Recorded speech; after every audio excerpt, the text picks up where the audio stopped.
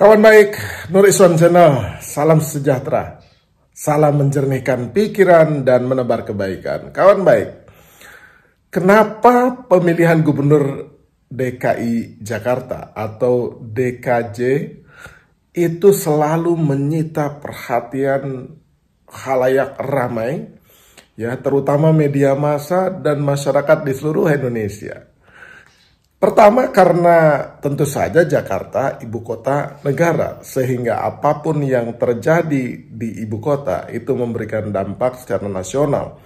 Terlebih siapa dan bagaimana proses keterpilihan pemilihan gubernur di Jakarta. Tentu saja siapapun tokoh yang menjadi gubernur dan wakil gubernur itu menikmati promosi atau sosialisasi atau panggung yang amat sangat besar dan mewah, sehingga secara nasional itu biasanya gubernur DKI itu ya dikenal oleh publik. Itu yang pertama. Jadi posisi Jakarta sebagai daerah khusus ibu kota itu selalu menarik perhatian di seluruh Indonesia tuh. Nah, itu yang pertama. Yang kedua, apalagi APBD-nya itu besar, ya. Itu mungkin APBD salah satu yang terbesar di Indonesia. Itu kurang lebih 83,7 triliun anggaran pendapatan dan belanja daerah khusus ibu kota atau daerah khusus Jakarta ini di tahun 2023 yang lalu. Sementara dari 83,7 itu, ya, kurang lebihnya itu pendapatan asli daerah. Pendapatan asli daerahnya itu kurang lebih 70-an triliun, ya, di tahun 2023. Kalau tidak salah dulu DPRD DKI dan Pemgub DKI itu mensahkan APBD di 2023 itu pendapatan asli daerahnya itu sekitar 74 triliun. Tetapi data terakhir menunjukkan pendapatan asli daerahnya itu kurang lebih 71 triliun, ya, beda 3 triliun lah gitu. Jadi besar sekali. Dengan pendapatan asli daerah seperti itu, ya pemerintah gubernur itu, pemerintahan Jakarta itu termasuk yang paling kaya tuh, ya, pendapatannya seperti itu, sehingga bisa membuat begitu banyak program. Itu alasan yang kedua. Alasan yang ketiga adalah konstelasi politik di Jakarta itu bisa memberikan pengaruh cukup signifikan terhadap konstelasi di nasional. Ya, pertama, siapapun gubernurnya itu ya kemungkinan besar akan menjadi tokoh nasional, dan itu terbukti ketika Pak Jokowi terpilih menjadi gubernur di 2012, kemudian menjadi presiden 2014. Mas Anies, ya, jadi gubernur 2017, dirayu habis-habisan untuk maju jadi cawapres Prabowo 2019, tetapi kemudian menolak karena janji memimpin Jakarta 2017 sampai 2022. Kemudian yang diambil wakilnya adalah Sandiaga Salahuddin Uno yang juga adalah wakil gubernurnya Mas Anies Rashid Baswedan. Bang Sandi kemudian bersedia dan mundur dari posisi wagub.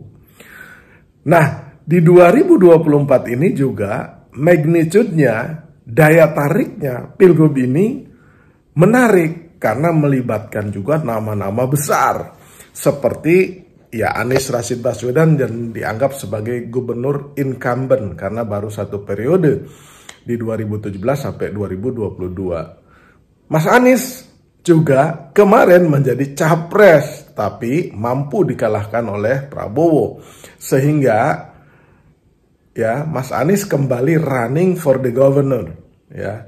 Nah, ketika menjadi running for the governor, masa bakti gubernur yang terpilih di 2024 ini kan ke 2029.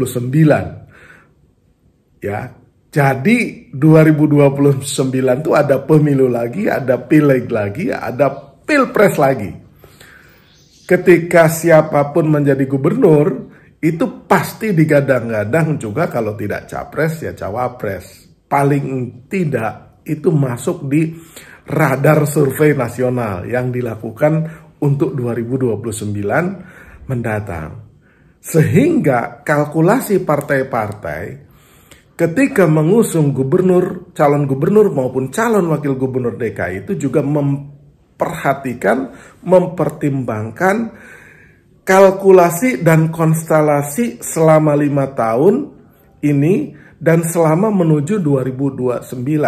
Konstelasinya tidak hanya menyangkut calon capres atau cawapres di 2029 mendatang, tetapi juga cagup dan cawagub di tahun ini yang berkorelasi nanti dengan Pilpres 2029 mendatang.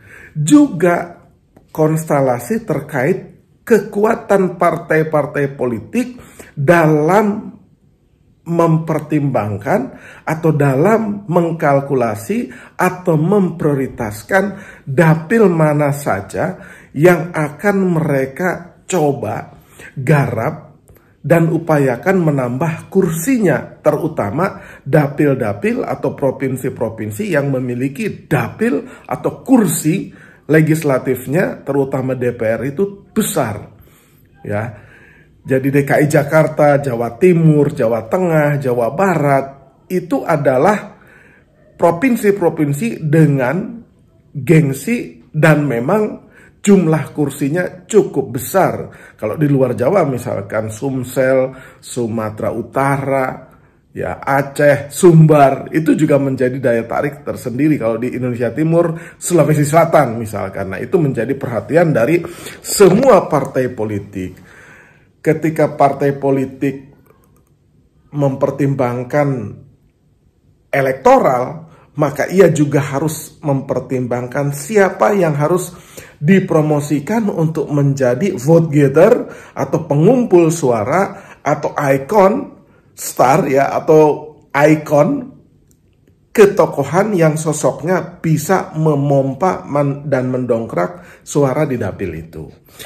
Nah, oleh karena itu, kenapa Ridwan Kamil diperebutkan antara Golkar dan Gerindra, kemudian Gerindra mempersiapkan Kang Deddy Mulyadi di Jawa Barat, ya itu juga dalam kerangka bertarung secara elektoral tidak hanya untuk kepentingan jangka pendek Pilgub DKI, tapi juga pileg, ya, dan eksekutif di setiap provinsi atau kabupaten kota atau kepala daerah disebutnya, baik itu gubernur, kabupaten, wali kota, itu pasti punya kekuatan yang bisa mendongkrak dan mendulang suara partai-partai politik di dapil-dapil tersebut atau terkait.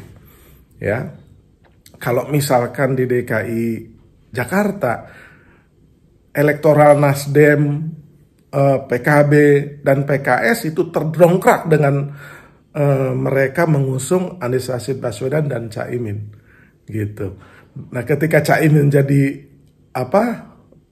cawapres, PKB suaranya melesat, ya kan?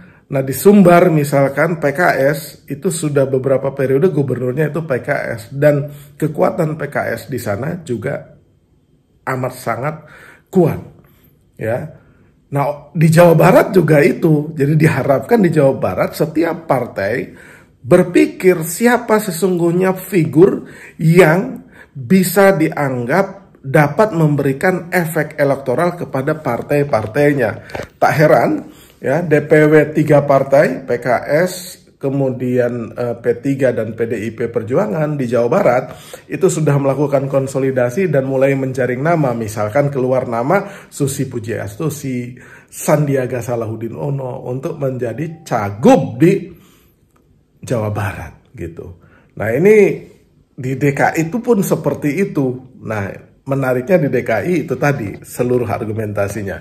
Demikian kawan baik, terima kasih.